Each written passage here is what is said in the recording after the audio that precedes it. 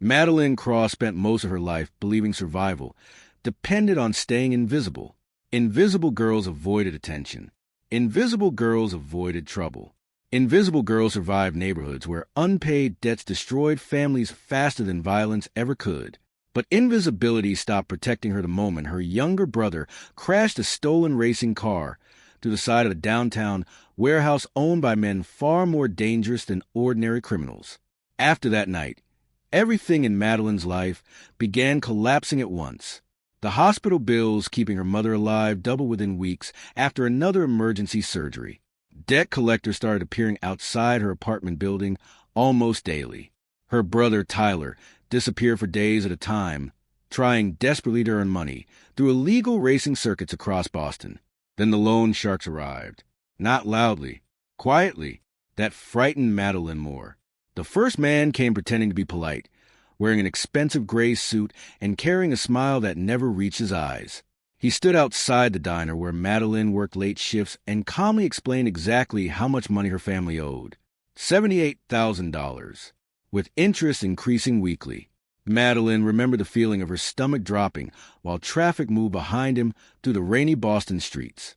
"You people always think debt is temporary," the man told her softly, "until someone starts collecting differently." After that conversation, the fear inside her home became constant. Her mother remained unconscious most days inside the hospital. Tyler kept promising he could fix everything while making increasingly reckless decisions. And Madeline worked herself through exhaustion, trying to stop disaster already moving toward them too fast. She stopped sleeping normally, stopped eating regularly, stopped imagining any future beyond survival. Then Sebastian Morelli entered her life. Madeline first saw him on television long before meeting him personally. Every news station in Chicago and Boston seemed obsessed with him at the time. Wealthy entrepreneur, real estate magnate, political donor, mysterious billionaire connected to powerful corporations across the East Coast. But beneath the polished public image existed darker rumors nobody discussed openly: organized crime, political corruption, disappearances, violence hidden behind expensive suits and legal businesses. Even powerful politicians looked nervous, standing beside Sebastian Morelli in photographs. That alone told Madeline enough. Still, nothing could have prepared her for the moment his people approached her directly.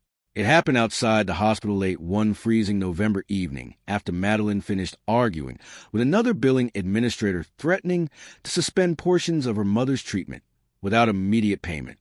She stepped outside emotionally exhausted and found a black luxury sedan waiting near the curb. Two men stood beside it silently. One opened the rear passenger door without speaking. Inside sat Sebastian Morelli.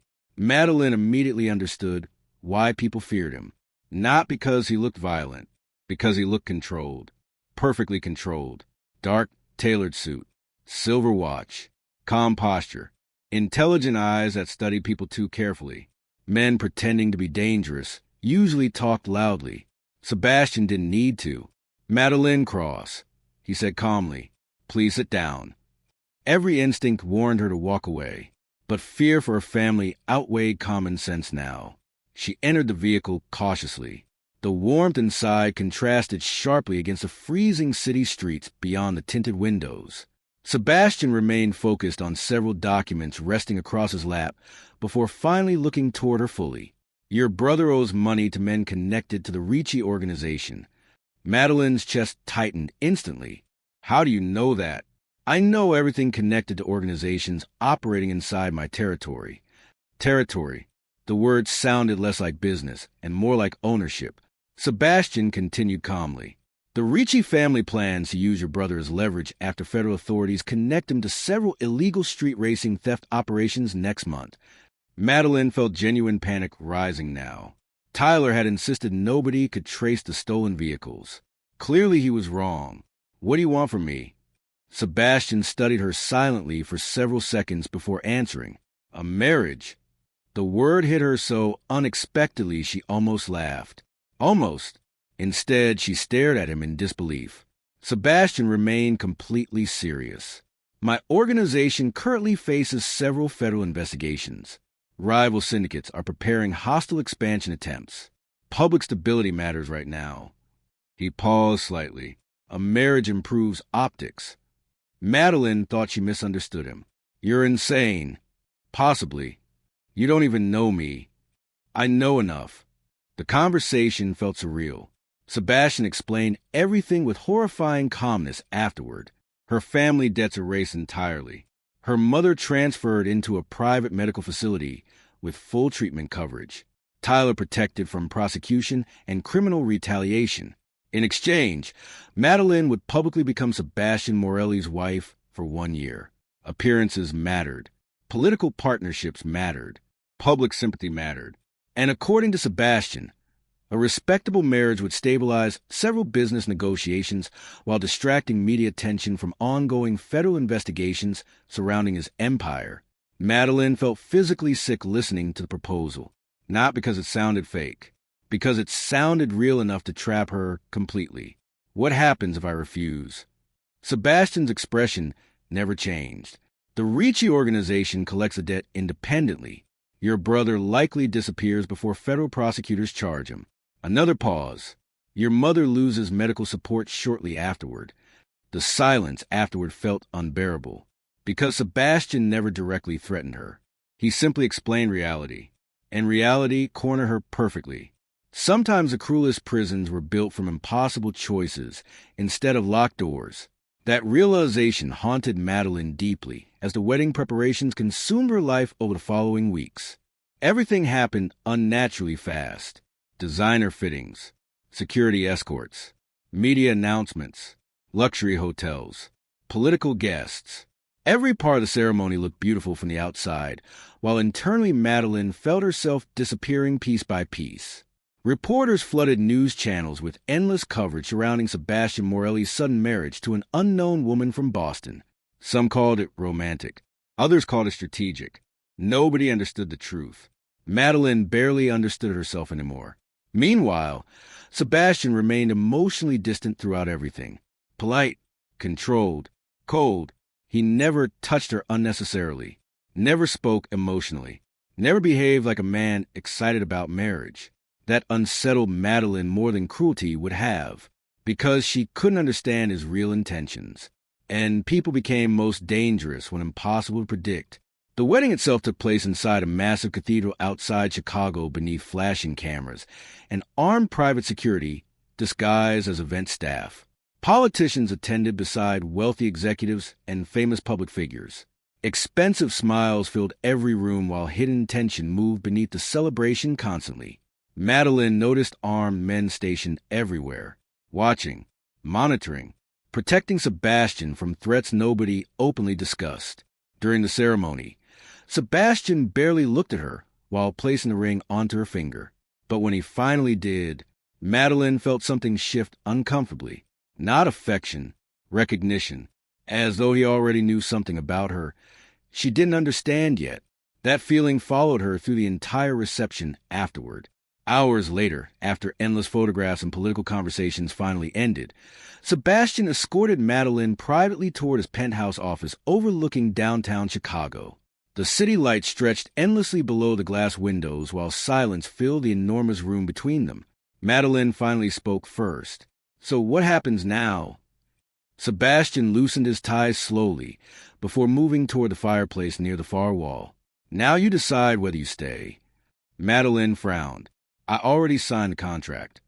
Without answering immediately, Sebastian reached inside his jacket and removed the marriage agreement folder resting there earlier during the ceremony. Then he threw it directly into fire. Madeline froze. The flames consumed the pages rapidly. Every signature, every condition, every legal obligation. Gone. Shock hit her instantly. What are you doing? Sebastian watched the burning contract quietly. Giving you a choice. Madeline stared at him in disbelief. You threaten my family. No, Sebastian corrected calmly. I offer protection for men who already threaten them. That doesn't make this better. No, but it makes it honest. The firelight reflected across Sebastian's expression while the contract turned to ash between them. You're free to leave whenever you want, he continued quietly. No one will stop you. Madeline couldn't process the emotional confusion hitting her now. Nothing about his behavior matched the monster she expected. That frightened her even more, because cruelty was predictable. Kindness from dangerous men usually hid something worse. Madeline crossed her arms defensively. "What's the real reason you married me?" For the first time that night, Sebastian hesitated slightly. Not long enough for weakness, just long enough for mystery. "You'll eventually understand." The answer unsettled her deeply. By midnight, exhaustion finally pushed Madeline toward the private guest wing, prepared for her inside Sebastian's enormous downtown penthouse. But sleep never came. Her thoughts kept circling around the burning contract. Why give her freedom after forcing her into marriage? Why remove control when powerful men like Sebastian built entire empires through control? Nothing made sense. Several hours later, unable to sleep, Madeline wandered quietly through the silent penthouse hallways searching for water. That was when she heard voices downstairs. Male voices. Angry. Armed security stood near the lower entrance corridor, while several men argued in low aggressive tones nearby. Madeline remained hidden near the staircase shadows, listening carefully. "The assassination window closes tomorrow night." Another voice answered immediately. "Sebastian already knows someone leaked his schedule." Silence followed briefly. Then the sentence that turned Madeline's blood cold echoed through the hallway. "The problem isn't outside enemies anymore. Someone inside the organization wants the boss dead." Madeline barely slept after overhearing the assassination conversation. The words repeated inside her head throughout the rest of the night, like a warning she could not escape. Someone inside Sebastian Morelli's own empire wanted him dead. And somehow, that truth frightened her more than the enemies outside his organization. By sunrise, a convoy of black armored vehicles waited outside the downtown penthouse to transport them to Sebastian's primary estate beyond Chicago's northern outskirts. The drive lasted nearly 2 hours through isolated wooded roads lined with iron fencing and surveillance checkpoints hidden carefully between the trees. Madeline noticed armed security stationed at every entrance long before the mansion itself finally appeared through the fog. The estate looked less like a home and more like a fortress disguised as luxury. Massive Gothic architecture stretched across the hillside, overlooking a frozen lake. Black iron gates guarded the entrance, while security cameras rotated silently from nearly every corner of the property. Tall windows reflected the gray winter sky above the mansion like dark mirrors. Beautiful, cold, untouchable. Madeline felt uneasy the moment the gates closed behind them, because she realized something immediately. Nobody entered this place accidentally, and probably very few people ever left freely. The staff greeted Sebastian with visible nervousness the second he stepped from a vehicle. Several employees lowered their eyes automatically, while security personnel moved carefully around him with almost military discipline. Fear lived inside the mansion openly, not spoken aloud. Felt. Madeline noticed it everywhere. Sebastian introduced her to the household staff with calm professionalism before escorting her through enormous marble hallways decorated with expensive artwork and antique chandeliers. Yet despite the luxury surrounding everything, the mansion felt emotionally empty, like a place built for control instead of comfort. "This wing is private," Sebastian explained while guiding her upstairs. "Most areas remain accessible, but several sections below the east corridor are restricted." Madeline glanced toward him carefully. Restricted because of business? Restricted because curiosity gets people hurt. The answer sounded honest enough to unsettle her. By afternoon, Sebastian established the rules of their arrangement, clearly inside the mansion's private library overlooking the lake. Publicly, they would behave like a normal married couple. Appearances mattered. Media events, political gatherings, charity functions, all require perfection. Privately, boundaries remained intact. Separate bedrooms, separate personal lives, no emotional expectations, no interference in Sebastian's operations. Madeline listened quietly while studying him across the room. Every part of him remained controlled constantly, even his voice, especially his voice. "What happens if I break your rules?" she asked eventually. Sebastian looked at her calmly. "You're not my prisoner, Madeline." The statement should have comforted her. Instead, It made her more suspicious, because powerful men rarely offered freedom without hidden reasons. Over the following days, Madeline slowly became familiar with the people surrounding Sebastian's world. Victor Kane terrified her immediately. Tall, sharp-eyed, and emotionally unreadable, Victor served as Sebastian's head of security and closest operational advisor. He moved through the mansion with quiet authority, while armed guards followed his instructions without hesitation. Madeline noticed Victor rarely smiled, and when he did, it looked unnatural. Then came Elena Vasquez. Unlike Victor, Elena carried herself with elegance rather than intimidation. She handled Sebastian's political relationships, business negotiations, and media management with frightening intelligence. Every word she spoke sounded carefully measured. But beneath her calm exterior, Madeline sensed exhaustion. Like Elena spent years surviving inside dangerous rooms. Finally, there was Nico Morelli. Sebastian's younger brother looked nothing like the ruthless mafia image surrounding the family. Charming and reckless, Nico carried the kind of charisma that had deeper instability beneath it. He flirted constantly, drank too much, smiled too easily. Yet Madeline noticed something strange whenever Sebastian entered the room. Nico immediately became quieter, careful. Even family feared Sebastian. That realization stayed with her. As the days passed, Madeline started noticing the surveillance hidden throughout the mansion. Tiny cameras disguised inside light fixtures, motion sensors embedded within hallway walls, fingerprint security panels protecting lower-level corridors. Nothing inside the estate escaped observation. At first, she thought the security existed purely because of external threats. Then she realized the cameras monitored people inside the mansion more closely than outsiders. That changed everything. One evening, while wandering the western hallways searching for the indoor garden area, Madeline accidentally triggered a silent alarm after opening the wrong door. Within seconds, armed guards appeared from seemingly nowhere. Victor himself arrived moments later. His expression remained calm, but tension sharpened his voice slightly. That section is restricted. Madeline folded her arms defensively. I was lost.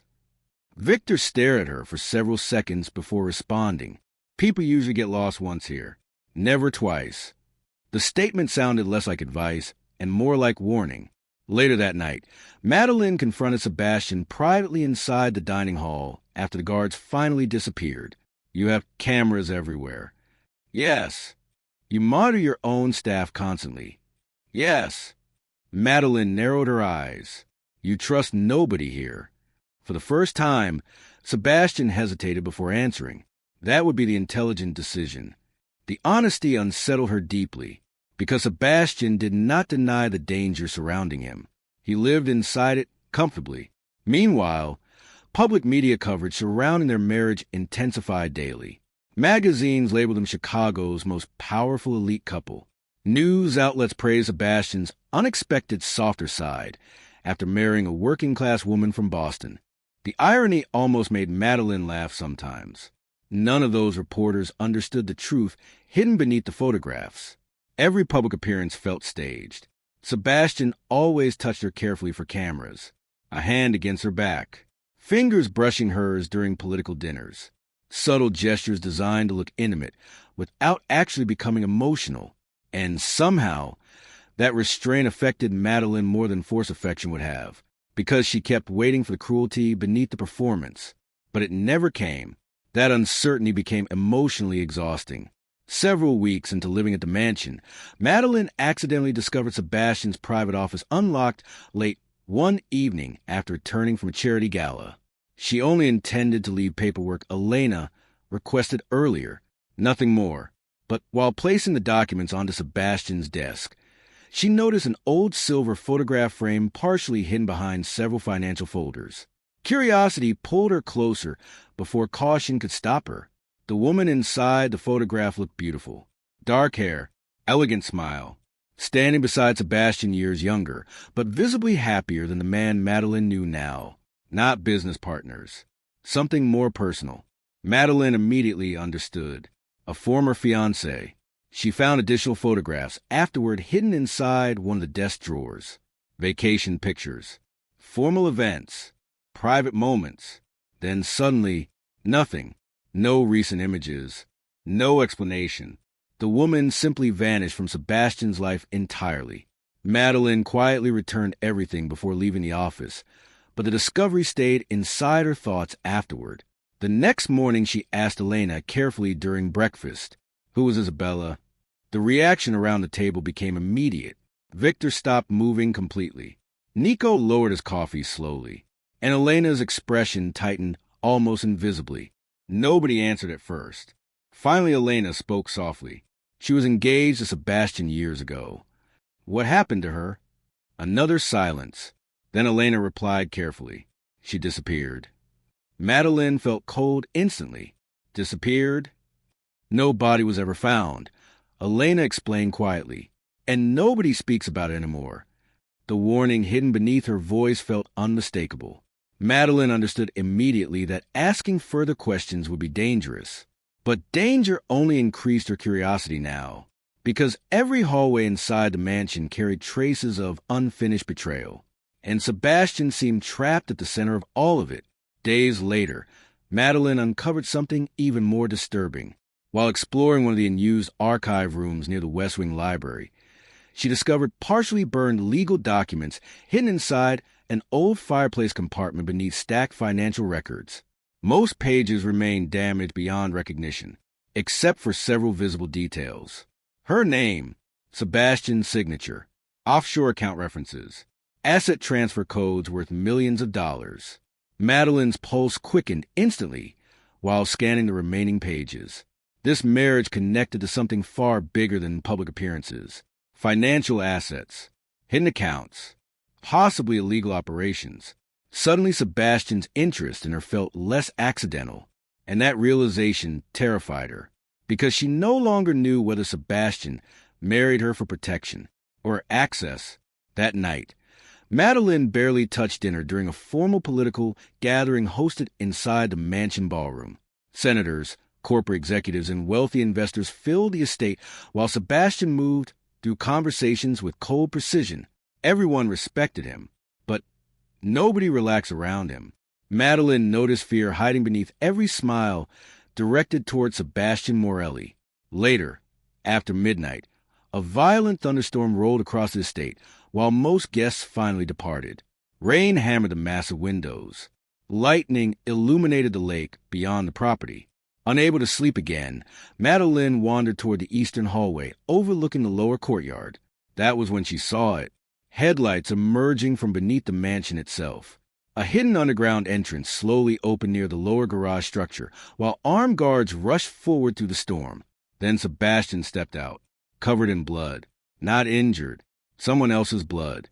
Rain poured across his dark coat, while Victor approached him urgently beside several armed men.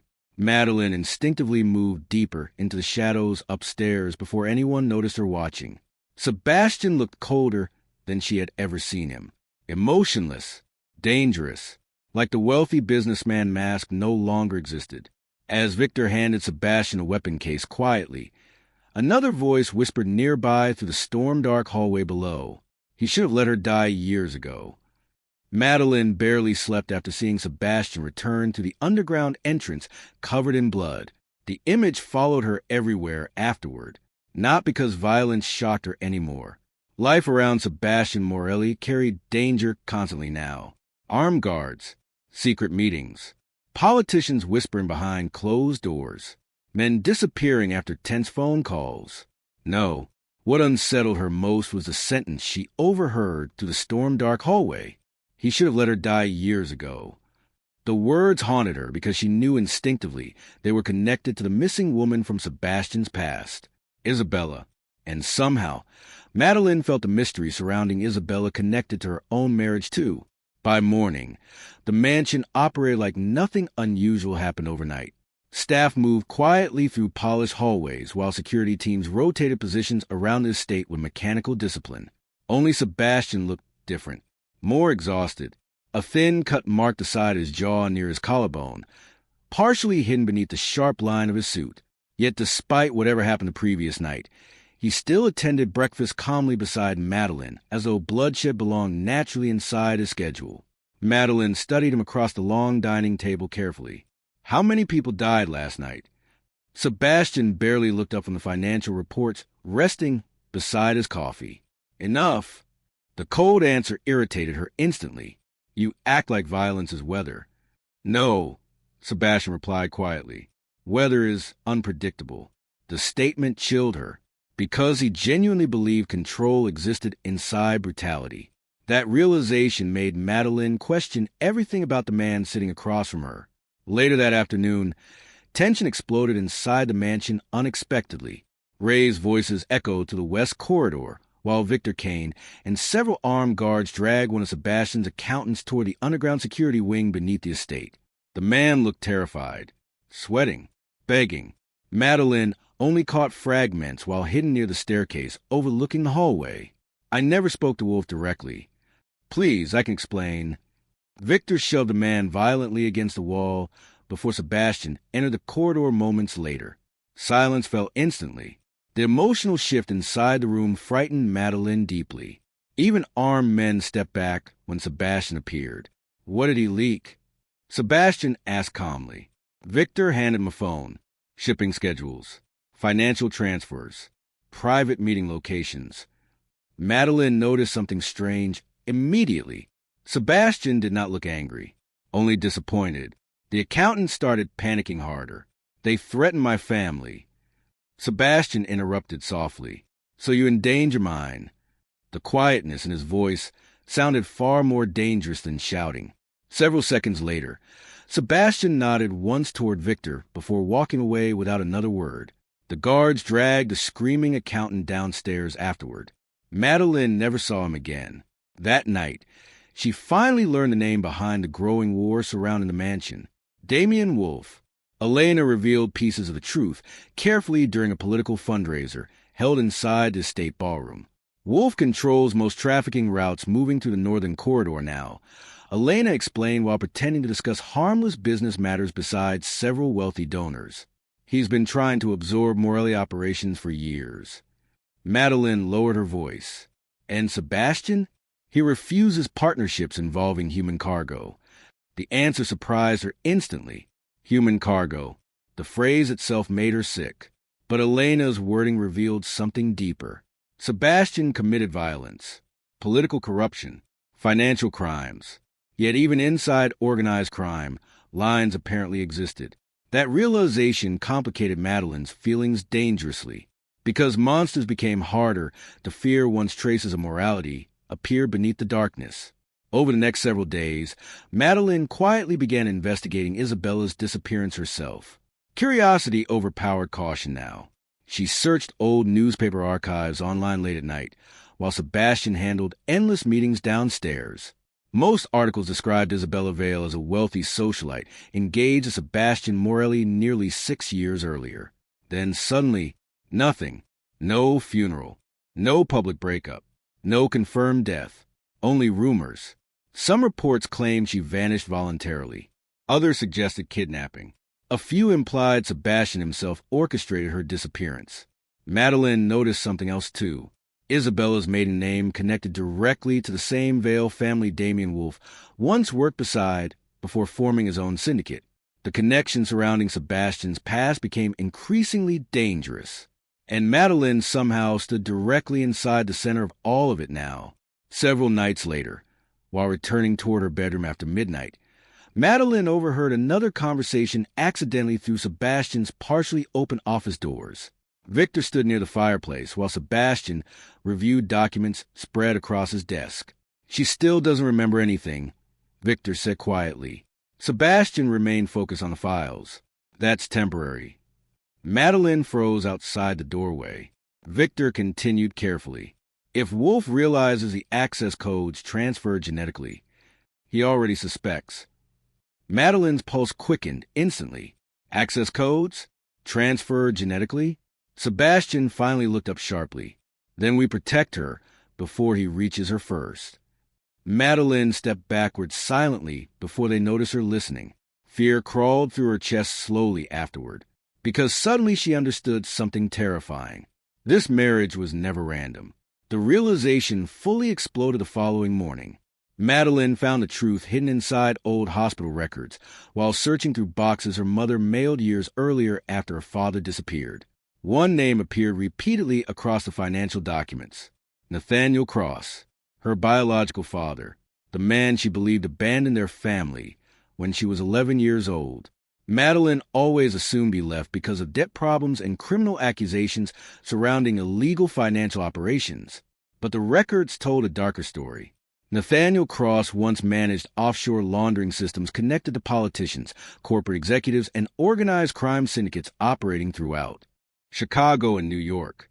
And according to sealed investigation notes hidden among the paperwork, he disappeared after stealing encrypted financial evidence tied to multiple criminal organizations.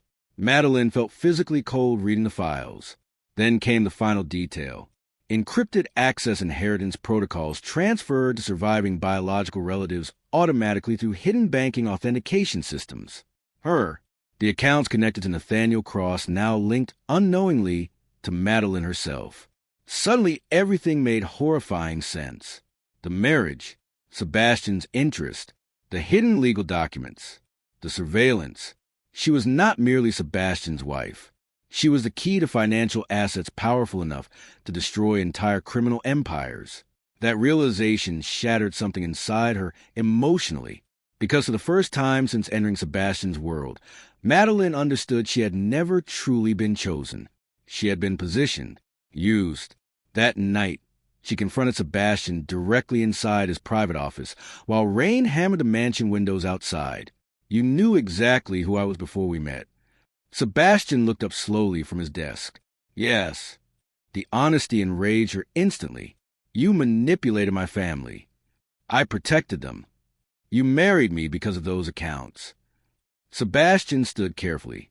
"That's not the entire truth, but it's part of it." Silence filled the office heavily. Madeline's voice shook with anger now. "You turned my life into a business arrangement." Sebastian's expression darkened slightly. "No, I turned you into someone impossible for my enemies to reach easily. That doesn't make this better." "No," he admitted quietly. "It doesn't." The honesty only intensified her emotional confusion further, because Sebastian never defended himself emotionally. He simply accepted blame calmly. Madeline hated how difficult that made him to understand. Outside the mansion, the war surrounding Sebastian escalated rapidly afterward. Armed convoys increased around the state. Political allies canceled public appearances suddenly. Victor doubled internal security patrols throughout the property. Meanwhile, Damian Wolf's influence spread across Chicago aggressively. News reports connected multiple violent attacks to organizations secretly aligned with Wolf Syndicate. Entire businesses tied to Sebastian's empire suddenly burned overnight. Someone was preparing for open war, and Madeline now sat directly at the center of it. The danger surrounding her became undeniable several days later during a charity gala downtown. Sebastian rarely appeared nervous publicly, but that night, Madeline noticed constant tension in the way his eyes tracked exits, crowds, and security positions around the ballroom. Victor remained nearby all evening, armed, alert. Then the attack happened. Not dramatic, precise. A waiter moving through the crowd suddenly reached inside his serving jacket while approaching Madeline directly. Victor reacted first. Gunfire exploded to the ballroom before most guests even understood what happened. Panic erupted instantly as security teams tackled terrified politicians and wealthy donors toward the floor.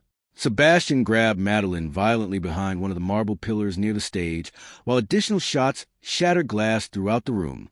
The assassin died within seconds, but the message remained clear. Someone wanted Madeline alive badly enough to attack her publicly. Later, while escaping through underground service tunnels beneath the hotel, Madeline finally looked toward Sebastian with genuine fear. "Why are they hunting me?" Sebastian's answer came quietly. "Because they're not afraid of what you know." Madeline stared at him. "Then what are they afraid of?" For the first time since meeting him, Sebastian looked genuinely troubled. "What you might eventually uncover." The statement followed her relentlessly afterward, because deep down, Madeline realized something dangerous. Sebastian was not only protecting her from his enemies anymore, he was protecting her from the truth itself. Days later, unable to stop herself, Madeline secretly entered one of the restricted underground archive levels beneath the mansion, while Victor handled security operations elsewhere on the property. The hidden corridors below looked older than the mansion above. Dust-covered filing systems lined concrete walls, while locked cabinets stretched endlessly through dim underground lighting. Madeline searched carefully through old Morelli records until she finally found a section labeled Cross, Private Archives. Her hands trembled opening the folder. Inside rested dozens of old photographs, financial records, surveillance reports. Then suddenly, one picture stopped her completely. A photograph nearly 15 years old. Her father standing beside a much younger Sebastian Morelli outside an unknown building in Chicago. And beside them, a little girl around 10 years old, Madeline herself. Madeline could not stop staring at the photograph. The image looked ordinary at first glance. A younger Sebastian Morelli standing beside Nathaniel Cross outside an old financial building somewhere in Chicago. Both men appeared serious, dressed in dark suits while winter snow covered the sidewalk behind them. But the child standing between them changed everything. Madeline recognized herself immediately. 10 years old, wearing the same red coat her mother bought months before Nathaniel disappeared forever. Her hands began shaking uncontrollably, because the photograph destroyed the final illusion she still held on to. Sebastian had known her long before the marriage, long before Boston, long before debt collectors and fake wedding vows. None of this had been coincidence. The realization hollowed something inside her chest. For several minutes, Madeline remained frozen inside the underground archive room, while memories slowly resurfaced from childhood fragments she barely understood before now. A man visiting their house occasionally, expensive cars waiting outside late at night, her father arguing quietly with strangers after believing she was asleep, and once, a younger Sebastian sitting silently at their kitchen table, while Nathaniel whispered urgently about money and danger. Madeline remembered it suddenly with horrifying clarity. She had met Sebastian before. Years ago, the memory shattered her remaining trust completely. By the time she returned upstairs to the hidden tunnels beneath the mansion, emotional panic had already transformed into cold determination. She needed to leave. Immediately. Not tomorrow. Not after explanations. Now. Because every truth surrounding Sebastian Morelli only revealed deeper layers of manipulation beneath it, and Madeline no longer knew whether her feelings toward him belonged to genuine emotion or careful psychological control built over years without her realizing it. That uncertainty terrified her more than Sebastian himself.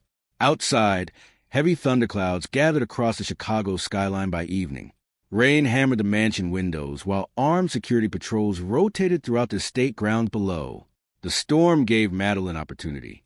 She spent hours quietly preparing while maintaining the appearance of normalcy inside the mansion.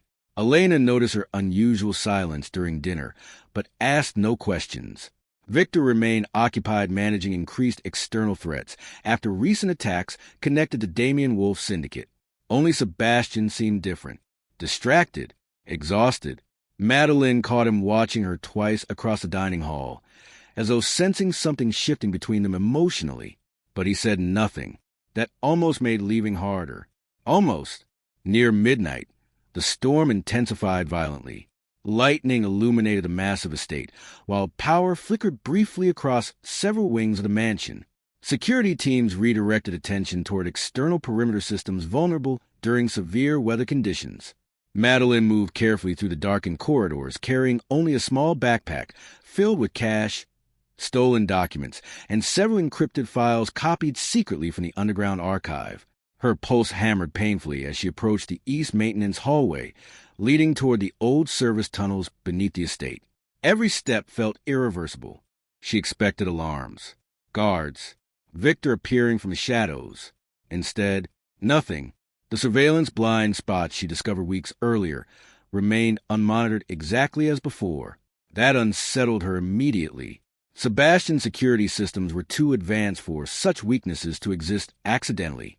The thought followed her as she entered the underground tunnels stretching beneath the mansion grounds. Cold concrete walls surrounded her, while distant thunder echoed overhead. Emergency lights flickered dimly along the passageways leading toward an abandoned drainage exit near the forest beyond the state perimeter. Madeline moved quickly despite rising fear clawing through her chest.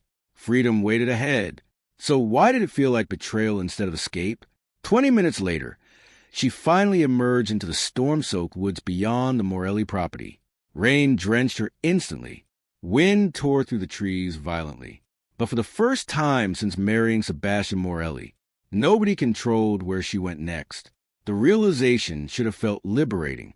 Instead, loneliness hit her with crushing force, because freedom without trust suddenly felt emptier than captivity ever had. Madeline hated herself for thinking it, hated the emotional confusion Sebastian created inside her. Yet as she walked alone through the freezing storm toward the nearest highway beyond the estate, she realized something deeply unsettling. Part of her had already become emotionally dependent on a man she still did not fully trust. That frightened her more than anything else.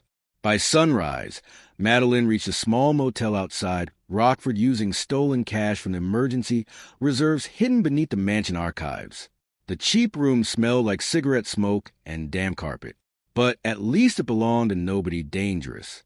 For 2 days, she remained hidden while news channels exploded with rumors surrounding Sebastian Morelli's missing wife. Media outlets described her disappearance as temporary. Political analysts speculated about marriage scandals. Criminal organizations searched quietly behind the scenes. Madeline expected retaliation constantly. She waited for armed men to break through the motel door every night, but nobody came. That confused her deeply, because Sebastian could find her easily if he wanted, and somehow that restraint hurt worse than pursuit would have. On the 3rd day, Madeline finally contacted one of the old phone numbers hidden inside Nathaniel Cross's archived documents. A man named Gabriel Mercer answered after several attempts. Former financial analyst, former associate of her father, former fugitive connected to laundering operations stretching across Chicago and New York 20 years earlier. They met inside an abandoned diner outside Milwaukee later that evening. Gabriel looked older than Madeline expected, tired, paranoid, like a man surviving too long inside dangerous secrets. The moment he saw her, recognition crossed his face immediately. "You look exactly like your father." Madeline sat across from him carefully. "I need the truth." Gabriel laughed bitterly. "Everyone says that until the truth starts costing people." Over the next hour, Madeline learned more about Sebastian than she ever expected. Years earlier, Sebastian Morelli actually tried abandoning organized crime completely after his father's death. According to Gabriel, Sebastian planned to dismantle several trafficking operations and transition his organization into legitimate business structures. Then betrayal destroyed everything. Rival syndicates murdered loyal allies. Political partners exposed his location repeatedly. And someone close to Sebastian used Isabella's disappearance to drag him back into violence permanently. "People think Sebastian enjoys brutality," Gabriel explained quietly while watching the rain outside the diner windows. "Truth is, guilt turned him into something colder than violence." Madeline remained silent, because part of her already suspected that. Gabriel leaned closer afterward. "Your father trusted Sebastian once." The statement shocked her instantly. "What?" "Nathaniel believed Sebastian wanted out of the criminal system before the others corrupted him permanently." Gabriel paused heavily. "That's why your father stole the evidence in the first place." Madeline felt emotionally overwhelmed. Every answer only created deeper questions now, especially about Sebastian, because the ruthless monster she expected kept colliding with traces of humanity she could not ignore. Meanwhile, back at the Morelli estate, Sebastian quietly watched surveillance updates tracking Madeline's movements across Illinois and Wisconsin. Victor stood nearby, reviewing security reports furiously. "We can bring her back tonight." Sebastian remained focused on the screen showing Madeline, leaving the diner beside Gabriel Mercer. "No." Victor looked stunned.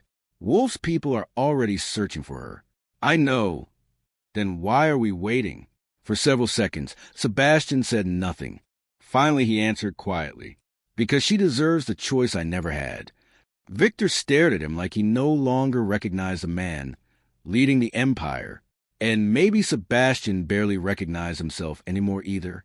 Over the following days, Madeline survived independently, using false identities and hidden cash reserves connected secretly to Nathaniel's old networks. But freedom became emotionally exhausting quickly. No stable place to sleep. No certainty about who to trust. No guarantee anyone helping her was truly safe. Isolation slowly hollowed her out. For the first time in her life, Madeline realized survival alone carried its own kind of prison, especially when part of her kept thinking about Sebastian constantly despite everything. She remembered his restraint, his silence, the way he burned the marriage contract instead of controlling her legally. None of it made sense anymore, and confusion became dangerous inside worlds built on manipulation. 5 nights after escaping the mansion, everything collapsed violently. Madeline arrived at an abandoned shipping warehouse near Detroit after Gabriel arranged a supposed meeting with another former associate connected to Nathaniel's hidden evidence network. The moment she entered the building, instinct screamed something was wrong.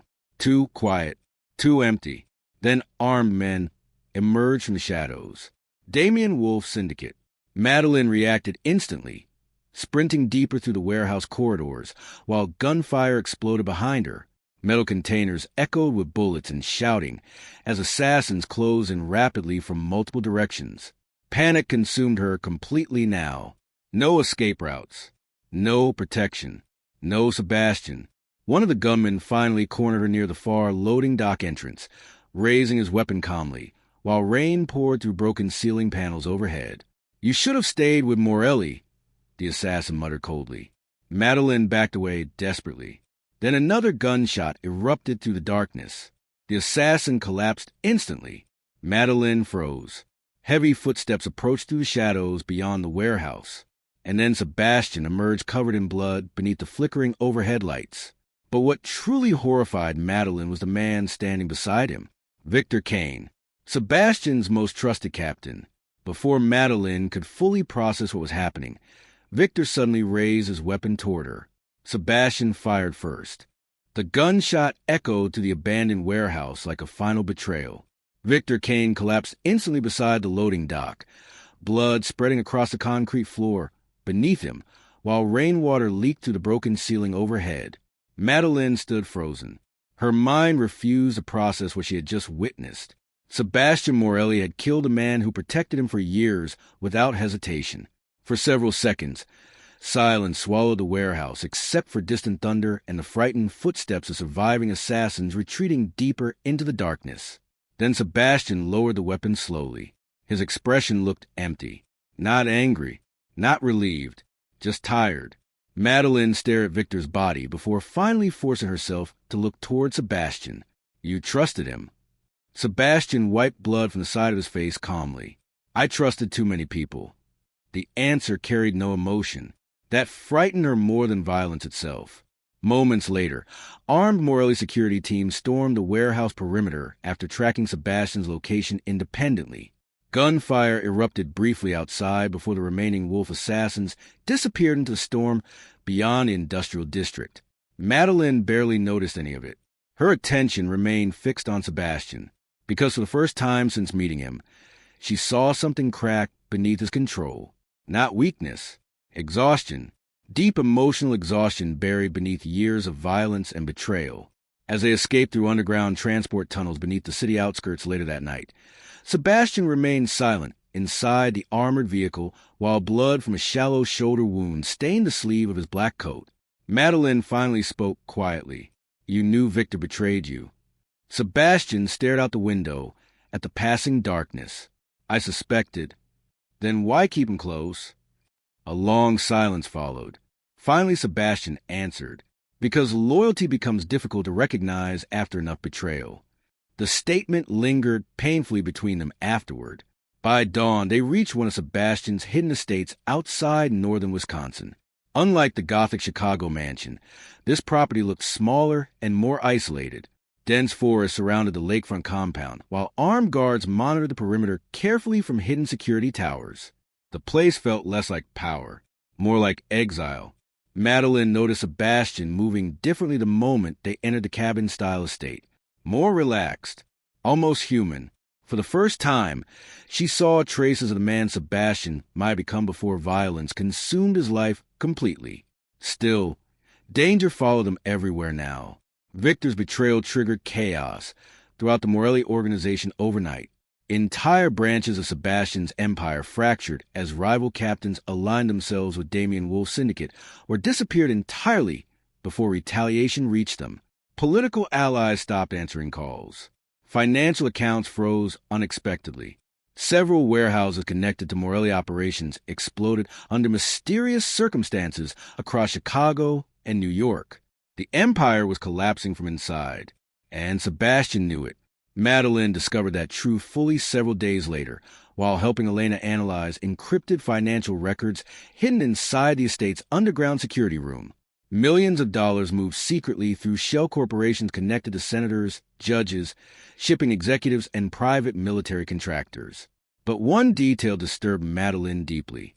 Many transactions connected directly to trafficking operations, moving women and children across international borders.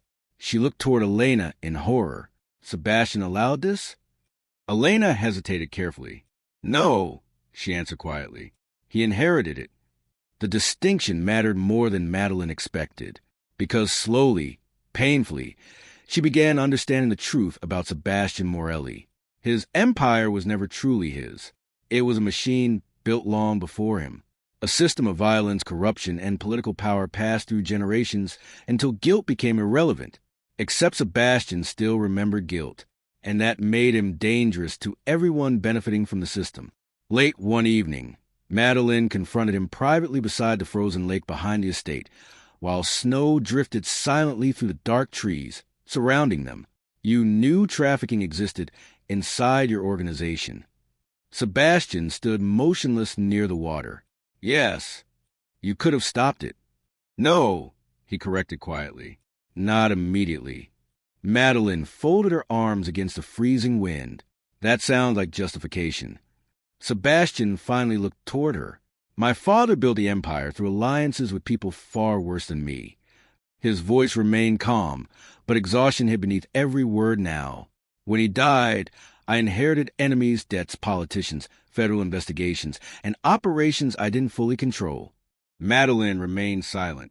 Because for the first time, Sebastian sounded less like a mafia boss, and more like a prisoner trapped inside inherited violence. He continued staring toward the frozen lake.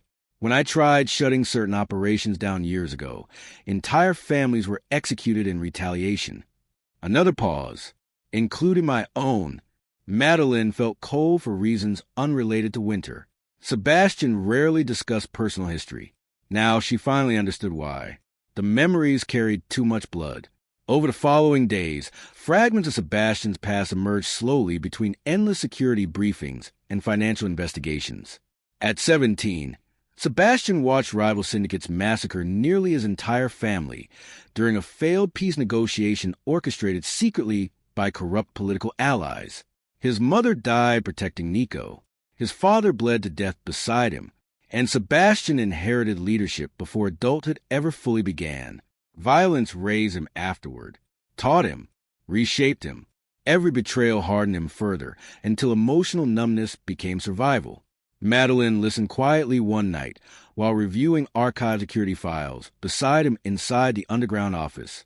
You were never supposed to survive all of this, were you? Sebastian gave a faint, humorless smile. No. The answer hurt her unexpectedly. Because beneath the wealth, power, and brutality, Sebastian Morelli was still just a man shaped by trauma he never escaped. That realization changed something inside her emotionally. Fear slowly began transforming into understanding. And understanding became dangerous, especially around men like Sebastian. Meanwhile, the war outside intensified rapidly. Damian Wolf openly expanded operations across Chicago while publicly distancing himself from multiple political scandals leaking through anonymous federal investigations. Several senators resigned unexpectedly. Judges disappeared from public view.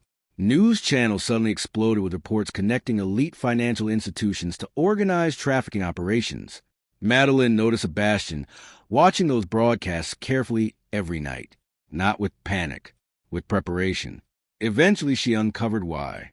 Inside hidden servers beneath the Wisconsin estate, Madeline discovered encrypted evidence files Sebastian had secretly compiled for years. Transaction records, murder orders, political bribes, trafficking routes, everything. Enough evidence to destroy his own empire permanently. Her hands trembled while opening the folders. You were planning this before we met. Sebastian remained silent for several seconds. Then finally, yes. Madeline stared at him in disbelief. You intended to destroy your own organization. I intended to destroy the parts poisoning it. The answer carried terrifying honesty. Suddenly, everything about Sebastian changed inside her mind again. The marriage, the investigations, the surveillance. He was never protecting his empire alone. He was preparing to burn it down. That intellectual realization hit Madeline harder than emotional betrayal ever had, because the war surrounding Sebastian was never truly about territory or money. It was about eliminating the only powerful man left who still remembered guilt, and guilt made him unpredictable. For the first time since entering Sebastian's world, Madeline genuinely understood why everyone feared him, not because he enjoyed violence, because eventually he might expose all of them. Days later, another assassination attempt nearly succeeded. A roadside explosive targeted Sebastian's convoy while returning from a hidden meeting with federal intermediaries outside Minneapolis. The armored SUV flipped violently into a frozen ditch while gunmen opened fire from the surrounding forest. Madeline barely survived the crash. Sebastian dragged her through the snow under heavy gunfire while security teams exchanged round behind them. Even injured, he protected her first. That realization stayed inside her painfully afterward, because nobody had ever chosen her safety over their own before. Not truly. Back at the estate, emotional tension between them deepened dangerously after the attack. Madeline noticed herself watching Sebastian constantly now. The exhaustion beneath his eyes, the quiet restraint in his movements, the way he still avoided touching her unnecessarily despite everything collapsing around them. And Sebastian noticed her watching too. Neither spoke openly about it, but silence between them no longer felt empty. It felt intimate, which terrified both of them equally. Several nights later, Madeline found Sebastian alone inside the estate chapel near midnight. No guards, no weapons, just silence surrounding him beneath dim candlelight. She studied him carefully from the doorway. You built an empire you never wanted. Sebastian looked toward the altar quietly. No, he corrected softly. I inherited one. Madeline stepped closer slowly. And now, for a long moment, Sebastian said nothing. Then finally, now I'm trying to make sure it dies with me. The confession hit her harder than any threat ever could, because she realized something terrifying in that moment. She no longer wanted Sebastian Morelli destroyed. And emotional dependence inside violent worlds always became fatal eventually. The next morning, federal investigations officially erupted nationwide. Raids targeted Morelli financial offices across Chicago, New York, and Miami simultaneously. News helicopters flooded television broadcasts, while political figures denied connections frantically before cameras. Inside the Wisconsin estate, tension exploded instantly. Security teams mobilized. Emergency servers activated. Elena prepared evacuation routes, while Nico argued violently with remaining loyal captains downstairs. Then the sniper fired. The shot shattered the estate's upper windows seconds before Sebastian collapsed backward across the balcony, overlooking the frozen lake. Blood spread rapidly across his chest. Madeline caught him before he hit the ground completely. And as federal agents surrounded the estate from every direction beyond the snow-covered forest, Sebastian Morelli started bleeding out in her arms. Blood spread across Sebastian Morelli's chest faster than Madeline could stop it. The sniper shot had entered just below his shoulder, tearing through muscle and shattering part of the balcony railing behind him. Snow drifted across the frozen estate, while distant sirens echoed to the surrounding forest. Federal agents were closing in, and Sebastian was dying in her arms. For several terrifying seconds, Madeline forgot everything else. The collapsing empire, the investigations, the war. None of it mattered while Sebastian struggled to breathe against her. "Stay awake," she whispered desperately while pressing trembling hands against the wound. Sebastian looked pale beneath the falling snow, but somehow his expression remained calm. Too calm, like a man already emotionally exhausted long before the bullet reached him. Below the estate grounds, armed security teams exchanged gunfire with approaching federal tactical units, while helicopters circled overhead through the storm-dark sky. Then Elena Vasquez appeared through the shattered balcony doors beside 2 remaining guards. "We have less than 3 minutes," she said sharply. Madeline refused to let go of Sebastian. "He needs a hospital." Elena's expression darkened. No hospital in this state will protect him now. The truth hit brutally. Sebastian Morelli was no longer merely under investigation. He had become the center of a nationwide collapse, and powerful people wanted him dead before he exposed all of them. Moments later, Elena helped move Sebastian through hidden escape tunnels beneath the Wisconsin estate, while federal agents stormed the property above. The underground corridor shook violently from explosions and gunfire echoing overhead. Emergency lights flickered across concrete walls stained by decades of hidden operations and emergency evacuations. Madeline stayed beside Sebastian the entire time, refusing to leave him behind. That realization unsettled her deeply, because weeks earlier, she would have escaped the first opportunity she found. Now fear of losing him felt worse than fear of the Empire itself. The tunnel system eventually led toward an abandoned rail transport station hidden miles beyond the frozen forest perimeter. By dawn, Sebastian received emergency treatment inside a remote safe house once used during older syndicate wars decades earlier. The building looked forgotten by civilization entirely. Dust-covered windows, broken machinery, cold steel walls. Yet somehow, it became the last surviving refuge for what remained of Sebastian's empire.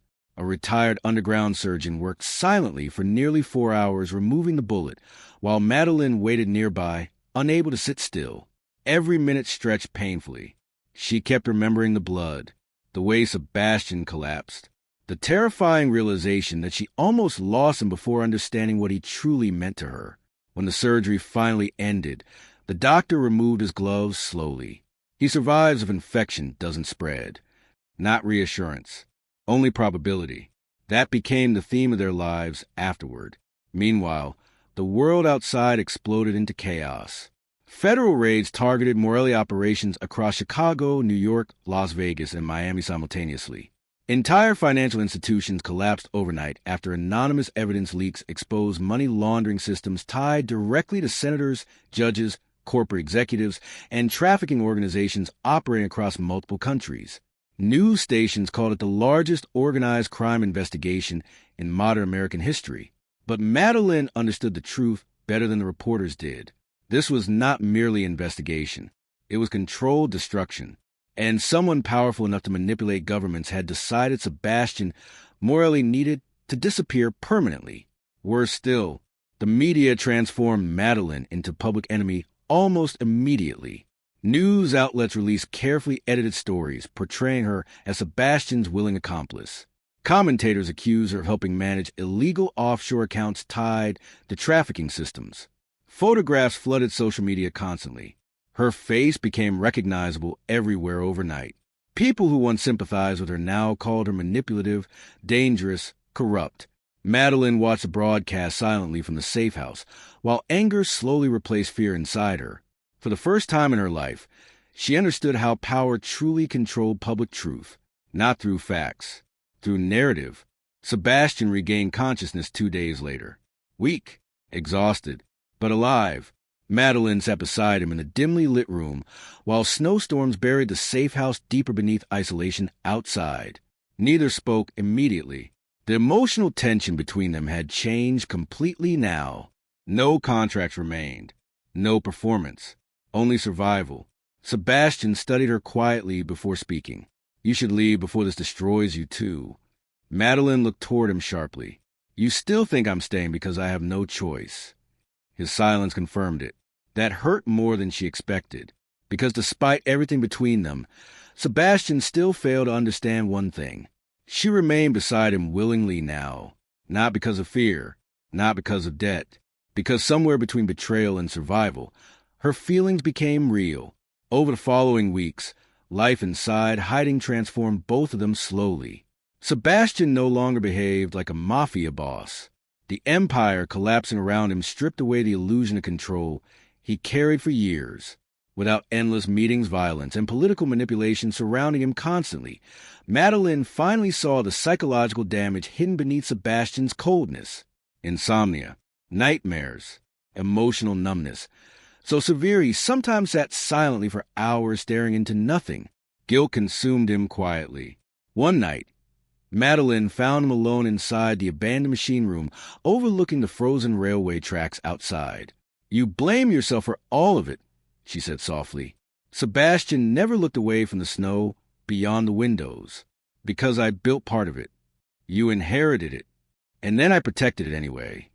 The honesty in his voice hurt her deeply. Because he genuinely believed redemption no longer belonged to him. Madeline stepped closer carefully. "You tried to destroy the trafficking operations. Too slowly. You exposed corruption. After years benefiting from it." Every answer carried self-hatred hidden beneath calmness. Madeline realized then that Sebastian's greatest punishment was never federal prosecution or assassination attempts. It was surviving long enough to remember his own humanity again. Outside the safe house, violence between rival syndicates escalated rapidly after the Morelli empire fractured completely. Former allies turned on each other publicly. Politicians denied criminal involvement while secretly fleeing investigations. Judges resigned overnight. Several trafficking coordinators disappeared before federal agents reached them. The entire system was burning. And buried beneath the chaos, Madeline transformed too. Fear no longer controlled her decisions.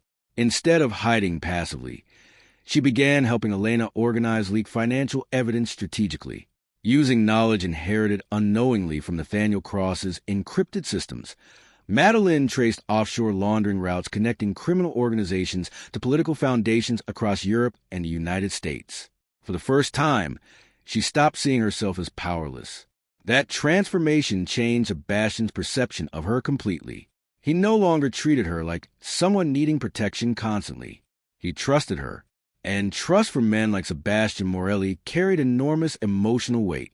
Several weeks later, Elena uncovered something even more horrifying hidden inside archived communications between high-ranking council members who once controlled large portions of the Morelli organization. The marriage itself had been manipulated from the beginning, not by Sebastian, by the council. Madeline read the documents repeatedly in disbelief. Her marriage to Sebastian was designed intentionally to combine Nathaniel Cross's inherited financial access with Sebastian's political empire temporarily. Then eventually, both of them were supposed to disappear, dead, eliminated once the offshore assets transferred successfully. The realization sickened Sebastian visibly. For several minutes, he simply stared at the documents silently before speaking. "They planned to sacrifice you from the beginning." Madeline looked toward him. "And you?" A bitter expression crossed Sebastian's face. "I was always replaceable." That truth explained everything. The manipulation, the attacks, Victor's betrayal.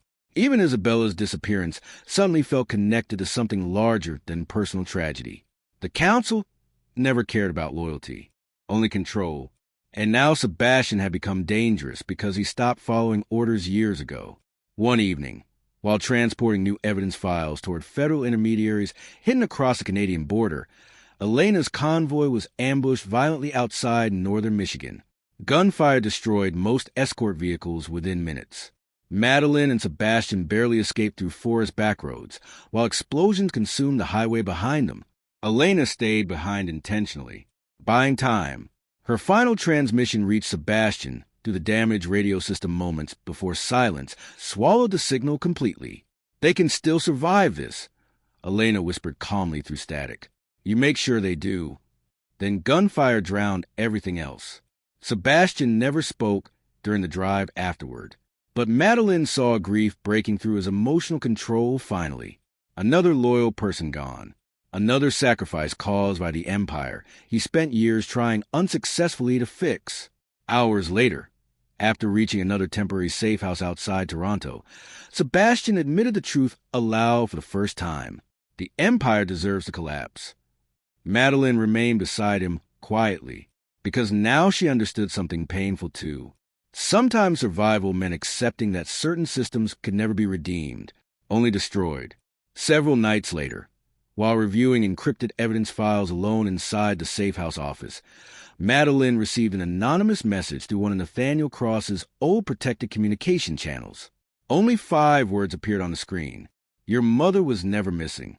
Madeline stared at the glowing message on the screen for nearly a full minute, without breathing properly. Your mother was never missing. The words felt unreal, impossible. For years, she believed her mother disappeared gradually beneath grief and illness after Nathaniel Cross vanished. Hospitals, financial collapse, emotional breakdowns. Everything in Madeline's childhood convinced her that loss destroyed the woman completely. Now she realized something worse. Her mother had been hidden, protected, or imprisoned. Madeline immediately traced the encrypted communication route to Nathaniel's old network, while Sebastian monitored security systems nearby inside the Toronto safe house. The signal originated from a classified witness protection facility outside Montreal, government protected, off record, connected secretly to federal corruption investigations dating back nearly 20 years. When Madeline showed Sebastian the message, something dark shifted across his expression instantly. She's alive because someone kept her silent. Madeline looked toward him sharply. You already suspected that. Sebastian hesitated. Not long, just enough to confirm the truth. I suspected your mother knew more about Nathaniel's evidence than anyone realized. The answer should have angered her. Instead, exhaustion swallowed the emotion before it fully formed. Madeline was too tired of betrayal to react normally anymore. 2 days later, Sebastian arranged covert transportation across the Canadian border using remaining loyal contacts untouched by the collapsing empire. The journey felt surreal. Snow-covered highways, abandoned industrial routes, false identities. Every mile carried the constant threat of surveillance or assassination. Yet beneath the fear, something else grew stronger between them now. Trust. Not complete trust. Not safe trust. But the kind built between 2 people surviving the same disaster together. Madeline noticed it in small moments. The way Sebastian checked exits automatically before she entered rooms. The way she no longer questioned whether he would protect her if violence erupted suddenly. And most dangerously, the way silence between them stopped feeling uncomfortable. That emotional closeness terrified her more than bullets, sometimes, because emotional loyalty could imprison people more effectively than force ever could. She understood that now. By evening, they arrived at the isolated protective custody facility hidden deep within frozen forests outside Montreal. The building looked ordinary intentionally. Gray concrete, minimal security visible externally. But Sebastian immediately recognized the tactical surveillance systems hidden around the perimeter. This place belongs to people far above federal law, he muttered quietly. Inside, a retired intelligence officer escorted Madeline alone through multiple secured corridors before finally stopping outside a heavily reinforced room near the rear wing. 5 minutes, he warned. Madeline barely heard him, because the moment the door opened, her entire world shifted again. Claire Cross stood beside the window, staring into falling snow outside.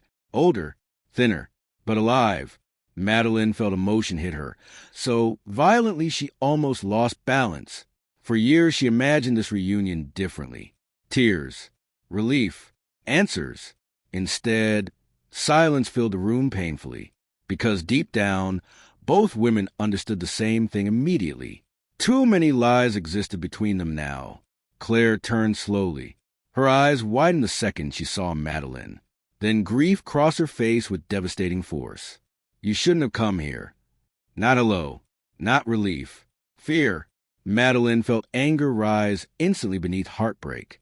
You let me believe you were gone. Claire's expression broke further. I was trying to keep you alive. The explanation solved nothing. Over the next hour, buried truths surfaced one by one beneath the dim lights of protective facility room. Nathaniel Cross never acted alone when stealing evidence against a political trafficking network years earlier. Sebastian's father helped build portions of the laundering system's moving money through Chicago's criminal organizations and elite political foundations. But eventually Nathaniel discovered children and women disappearing through routes disguised as immigration transfers and private labor programs. Trafficking, systematic, international. When Nathaniel tried exposing the operation, powerful men inside both government and organized crime ordered his execution. Claire escaped into protective custody shortly afterward. Nathaniel vanished, and Sebastian's father died before the network fully collapsed. Madeline listened silently while rage and emotional exhaustion collided inside her chest. So Sebastian's family helped create all of this. Claire lowered her eyes sadly. Yes, the answer hurt more than Madeline expected, because despite everything Sebastian had done to stop the Empire eventually, blood still connected him to its origins. That truth complicated everything between them again. Claire continued quietly afterward. Sebastian was different from his father. Madeline looked up sharply. You knew him? A painful silence followed. Then Claire nodded slowly. He tried helping Nathaniel secretly before the war. Inside, the syndicates destroyed everything. The revelation stunned Madeline completely. Suddenly, old memories resurfaced again. Sebastian visiting their house years ago. Nathaniel trusting him, despite the danger surrounding the Morelli family. He was barely older than you are now, Claire whispered, and already trapped inside violence he didn't choose. Madeline felt emotionally overwhelmed, because every truth about Sebastian carried contradiction. Monster, protector, victim, destroyer. She no longer knew which version was real anymore. Maybe all of them were. Meanwhile, outside Montreal, the war surrounding the collapsing Morelli Empire reached catastrophic levels. Damian Wolf openly launched attacks against remaining loyal Morelli operations throughout Chicago, Toronto, and New York. Federal raids intensified daily while politicians implicated in trafficking networks began disappearing before arrest warrants reached them. Entire systems were collapsing publicly now, and Sebastian knew the end was approaching. Back inside the safe house later that night, Madeline found him alone reviewing encrypted evidence files beside several loaded weapons spread across the table. The image unsettled her deeply, because he looked less like a mafia don now, and more like a soldier preparing for a final battle he never expected to survive. You're planning something, she said quietly. Sebastian never denied it. The evidence goes public within 48 hours. Madeline crossed her arms, and after that, a faint, humorless smile crossed his face. After that, people much more powerful than Damian Wolf start losing control. The answer carried finality. Madeline suddenly understood the truth. Sebastian fully expected this war to kill him eventually. That realization terrified her more than she wanted to admit. Over following days, Madeline transformed completely. Fear stopped controlling her decisions entirely now. Instead of hiding behind Sebastian's protection, she actively helped organize testimony files, financial evidence, and trafficking records connected to federal prosecutors secretly working outside corrupted government channels. She agreed to testify publicly, not because she wanted attention, because too many people already died protecting the truth.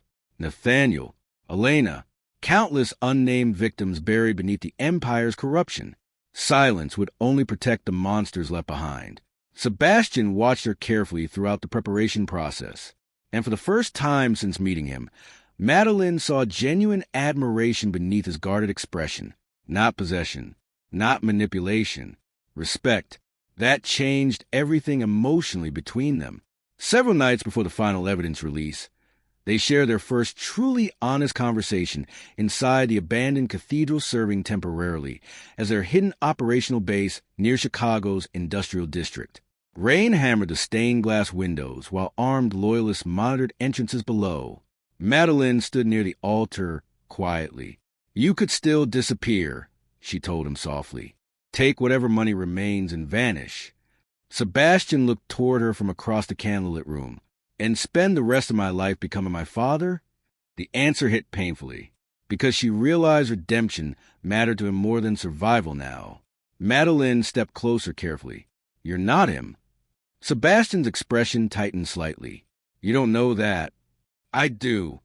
The silence afterward felt intimate in ways neither of them fully understood yet.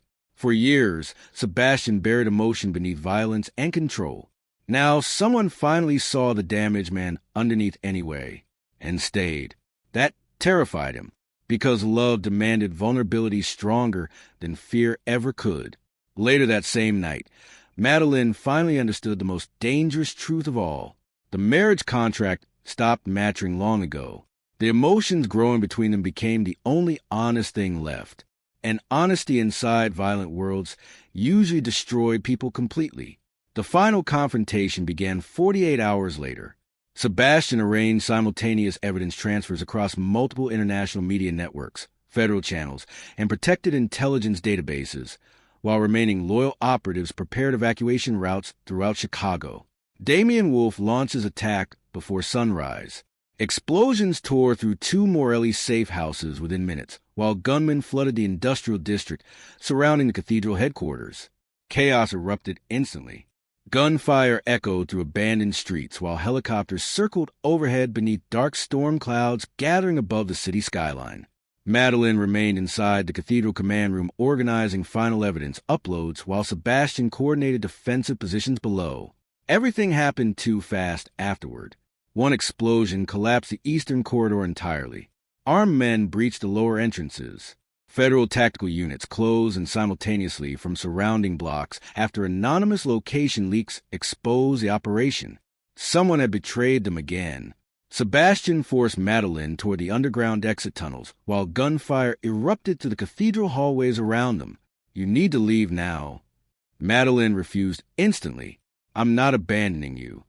For the first time since meeting him, Sebastian looked emotionally exposed, completely exposed, and quietly terrified for her. Then the gunshot echoed through cathedral. Sebastian's body jerked violently before collapsing against the stone railing beside the underground stairwell. Blood spread rapidly across his side.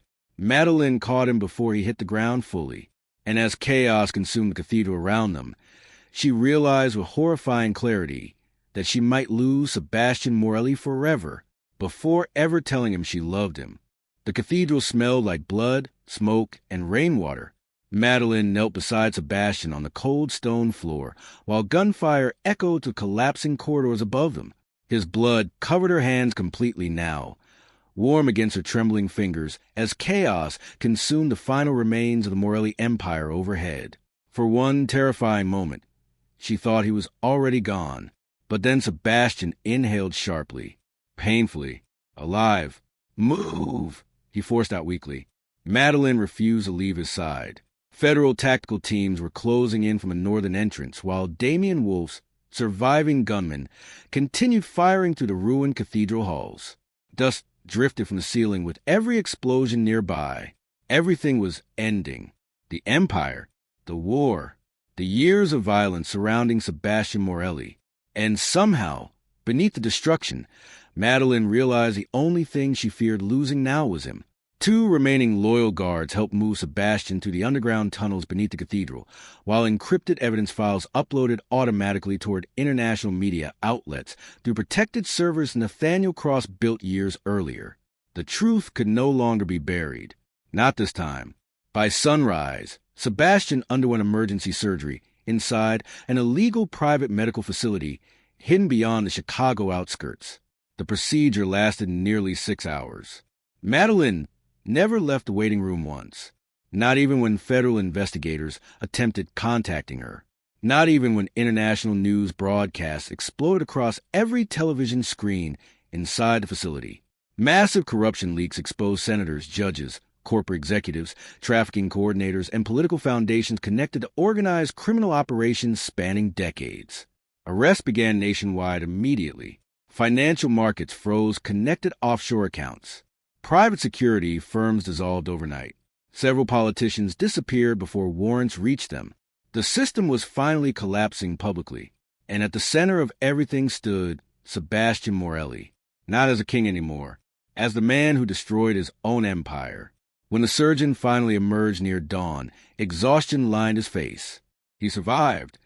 Madeline closed her eyes slowly. Relief hit her so hard, she nearly collapsed against the wall behind her.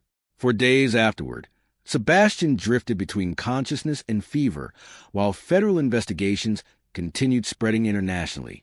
Reporters call it the largest organized criminal collapse in modern history. But the public narrative surrounding Madeleine changed unexpectedly. Once portrayed as Sebastian's accomplice, she became something entirely different after evidence confirmed her cooperation against trafficking networks and political corruption systems. Victims publicly defended her. Federal prosecutors verified her testimony. News organizations began uncovering how deeply manipulated the original marriage arrangement truly was. People no longer saw her as a criminal wife. They saw a survivor who helped expose monsters powerful enough to control governments. That transformation unsettled Madeleine deeply, because public sympathy did not erase trauma. At night, she still remembered the gunfire, the blood, the years spent fearing powerful men capable of controlling every part of her future. Only now, something had changed permanently inside her. Sebastian never tried controlling her again. Not once. Weeks later, after the investigation stabilized enough for temporary safety, Madeleine rented a quiet lake house along the northern Massachusetts coastline far from Chicago reporters and federal chaos. Sebastian arrived there after recovering enough to travel. No guards followed him. No empire remained to command. For the first time since she met him, Sebastian Morelli walked into a home carrying nothing except emotional exhaustion and scars.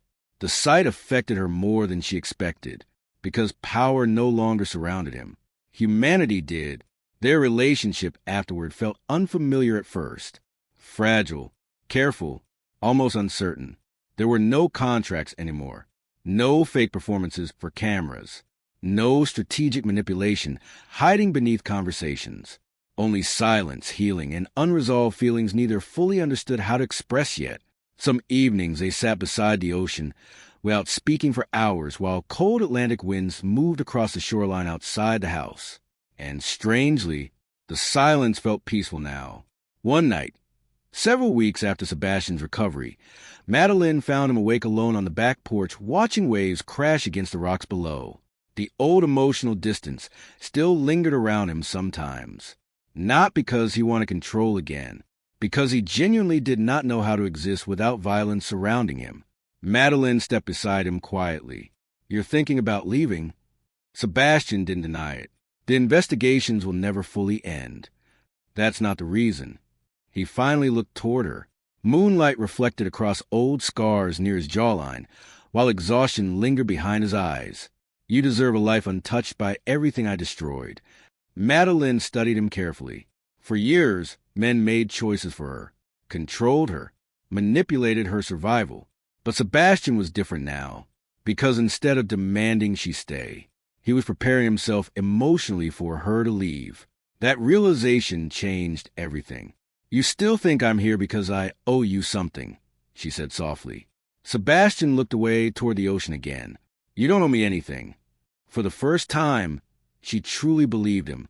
Several days later, while organizing old evidence files scheduled for federal archiving, Madeleine discovered the burned remains of the original marriage contract preserved inside Sebastian's recovered belongings. The edges remained blackened from fire damage, her signature barely visible. Madeleine carried the fragile document outside later that evening, where Sebastian sat repairing an old wooden fence damaged during a coastal storm. "You never answered something," she said quietly.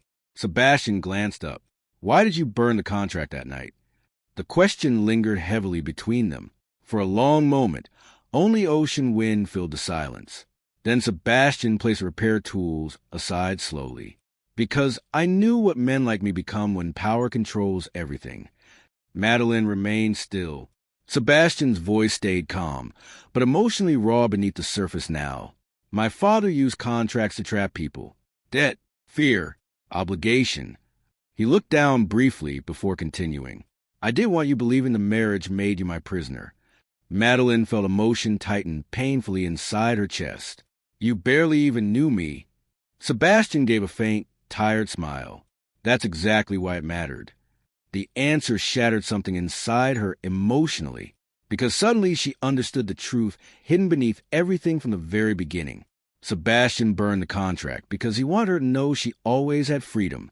even when he didn't know how to free himself. Tears filled Madeline's eyes unexpectedly, not from fear, from realization.